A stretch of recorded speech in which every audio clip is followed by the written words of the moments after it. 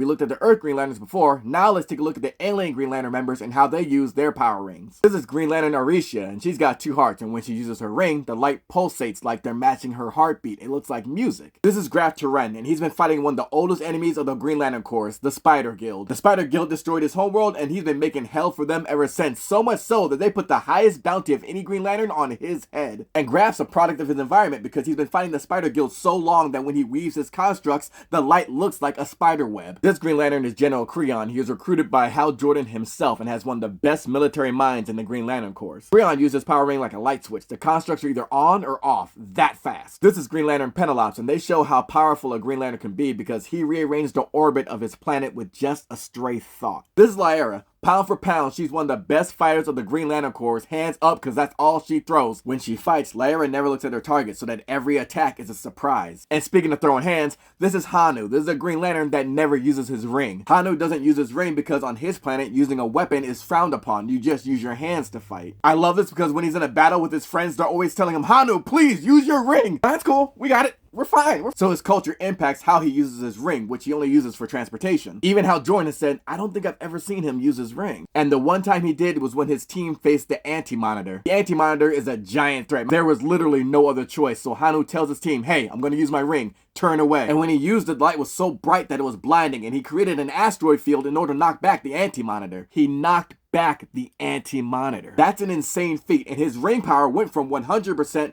to 0.1%. That's how much power it took to do that. This is Biz, one of the smaller Green Lanterns. Even though he's small in size, when he creates his structures, they're all larger than life, like roller coasters. And it's funny that Biz is so small because his partner is the planet Green Lantern, Mogo. There's a popular story called Mogo Doesn't Socialize because he's so big. Mogo helps rings find their destinations for new users. Also, when Lanterns visit his planet, he sometimes acts as a therapist for them. Mogo helps fellow Lanterns go through self-realization by using his environment or sometimes using his power ring or both. Fun fact, Jon Stewart and Fatality had sex on Mogo. Now this is one of my favorite Green Lanterns, Perdue. When Elqua, a Green Lantern, was temporarily injured and needed a replacement, the ring went to Perdue. Perdue was the only person on his homeworld that wasn't frightened by the ring. Perdue then took on the entire army fleet that injured the Green Lantern Elqua by himself.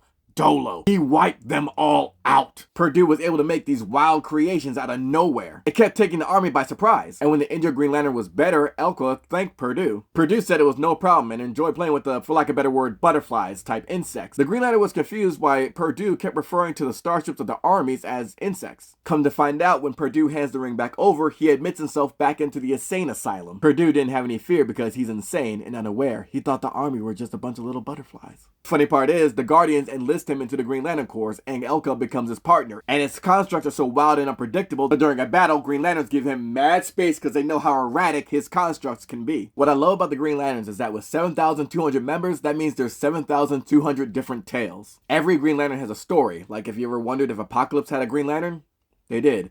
His name was Raker Queragot. Let me know if you want to get into it.